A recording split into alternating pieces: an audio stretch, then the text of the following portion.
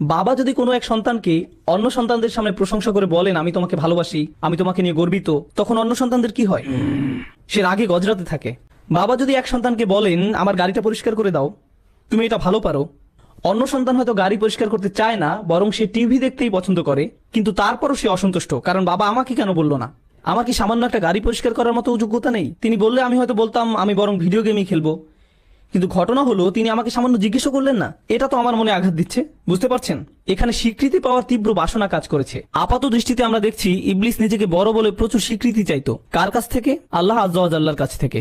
যদিও এর সাথে দায় দায়িত্ব পালনের ব্যাপার জড়িত, এটা কোনো পুরস্কার বিতরণের অনুষ্ঠান নয়। সে পৃথিবীতে রাজত্ব পাবে বা যা চায় তাই পাবে।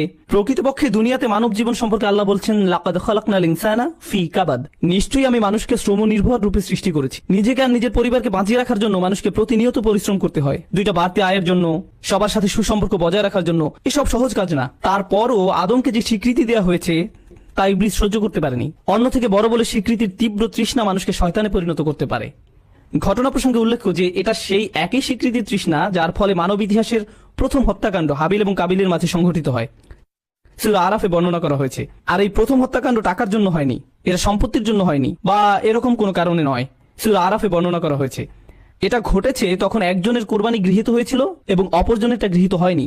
একজনেরটা স্বীকৃতি পেয়েছিল, অন্যজনেরটা পায়নি। লক্ষ্য করুন, সেই একই হিংসা এখানে কাজ করেছিল। কোন কারণ হযরত ইউসুফ আলাইহিস সালামের ভাইদের মারাত্মক প্রতিহিংসা পরায়ণ করে তুলেছিল যে তারা তাকে কুয়ায় নিক্ষেপ করেছিল? তারা তো তাকে প্রায় খুনই করে ফেলেছিল। সেখানে তো সাপ বিচ্ছু থাকার কথা, সেটা ছিল ভীষণ দুর্গম কোনো প্রান্তরে নির্জন একটা গর্ত। তবুও তারা তাদের ভাইকে সেখানে ফেলে দিয়েছিল। জানেন কেন? কারণ তিনি তার বাবার কাছ থেকে যে স্বীকৃতি পেয়েছিলেন তা অন্য ভাইদের তার প্রতি হিংসাত্মক করে তুলেছিল। এখন এই স্বীকৃতি জিনিসটাকে আপনারা ভালো করে বোঝার চেষ্টা করুন।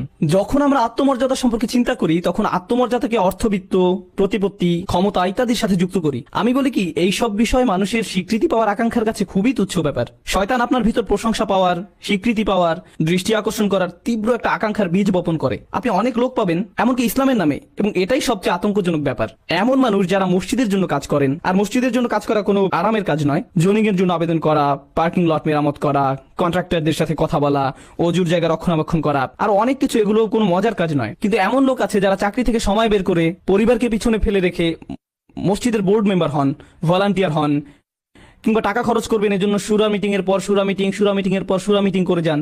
কি কি উদ্যোগ নেওয়া যায়, কোন কোন জায়গায় মেরামত করতে হবে। এদের মধ্যে এমন কাউকে পাবেন যে বিত্তশীল, তার ভিতর এই শক্ত মনোভাব কাজ করে যে আমাকে মসজিদের প্রেসিডেন্ট হতেই হবে। আরে ভাই, আপনি তো হয়তো ইতিমধ্যে আপনার ডিপার্টমেন্টের প্রধান, অথবা ডাক্তার যার পিছনে নার্সরা আদেশের অপেক্ষায় থাকে। এই অবস্থা যে কারো ব্যাপারেই হতে পারে। উপরন্তু আপনার ঘরের প্রধান আপনি, আপনার রয়েছে অর্থবিত্ত, এ সবকিছুতেই আপনি প্রধানতম, কিন্তু এর পরও আপনি ভাবেন এক জায়গায় আমাকে যথাযথ মূল্যায়ন করা হচ্ছে না। তারা তো স্বীকৃতি দিচ্ছে না আমাকে, আমি তাদের জন্য কত কিছু করলাম, আমি আমার মর্যাদার যথাযথ স্বীকৃতি মসজিদ থেকে পাচ্ছি না, আমাকে অবশ্যই মসজিদের মহিয়ান শাসক হতে হবে। এমনকি মসজিদের ভিতরেও, মসজিদ সমূহ আল্লাহর স্মরণ করার জন্য। অতএব তোমরা আল্লাহ তাআলার সাথে কাউকে ডেকো না। কথা প্রসঙ্গে বলে রাখি, আমি বিশেষভাবে ডাক্তারদের প্রতি ইঙ্গিত করছি না, হয়তো অভিজ্ঞতা প্রসূত বা কিছুটা আমার উদ্ভাবনী কল্পনা মাত্র। এই অবস্থা যে কারো ব্যাপারেই হতে পারে। এমনকি হয়তো কারো কোনো পেশাই নেই, কিন্তু সে যখন মসজিদে আসে তখন স্বীকৃতি, ভোটাভুটি, নির্বাচন ইত্যাদি ব্যাপারগুলো নিয়ে ভীষণ উত্তেজিত হয়ে ওঠে। কিন্তু কেন? এ তো যেমন রিপাবলিকান বনাম ডেমোক্রেটদের মতো অবস্থা, তাও আবার মসজিদের ভিতর। কিন্তু কেন? আপনি কি জিতছেন? এই যে আপনার মাথার ভিতরে গেঁথে আছে যে মানুষের আপনাকে আপনার অবদান দেখে সম্মান দিবে, এটাই তো আসলে ইস্তেকবার। অন্য সবার থেকে বড় হতে চাওয়া, অন্য সবার চোখে বড় হতে চাওয়া, সবার বিবেচনায় বড় হতে চাওয়া, সমস্ত কৃতিত্ব নিজের দিকে টেনে নেয়া। এখানে কোনো বৈষয়িক প্রাপ্তিই কিন্তু নেই, বাহ্যিক কোনো উপকারই এসব আচরণ থেকে বের হয়ে আসে না। এটা কিন্তু একটা রোগ। তা যেমন আপনার বৈষয়িক জীবনকে ক্ষতিগ্রস্ত করে, তেমনি মানবতার প্রত্যেকটা ক্ষেত্রেই এই অহংকার ক্ষতির কারণ হয়ে দাঁড়ায়। মানুষের প্রত্যেকটা সম্পর্ককেই এটা ক্ষতিগ্রস্ত করে। অহংকার যেমন পারিবারিক সম্পর্ককে ক্ষতিগ্রস্ত করে। পরিবারের ভিতরে এমনও স্বামী থাকতে পারেন যিনি সারাক্ষণ তার অবদানের স্বীকৃতি খুঁজছেন। তিনি সারাক্ষণ রাগ ঝেড়েই যাচ্ছেন, আমি তোমাদের জন্য এত কিছু করলাম আর তোমরা আমার কোনো মর্যাদাই দিলে না, সর্বশেষ কখন তোমরা আমাকে ধন্যবাদ দিয়েছিলে। তিনি যেন সারাক্ষণ স্বীকৃতির জন্য উত্তেজিত। তিনি যেন নিজের সামান্য এক ঘরের অ্যাপার্টমেন্টের মধ্যেই একজন ফেরাউন। শুধু ফেরাউনের মতো আয়না রব্বুকুমুল আলা, আমি তোমাদের একমাত্র পালনকর্তা এমন ঘোষণা দিয়ে বাকি আছে।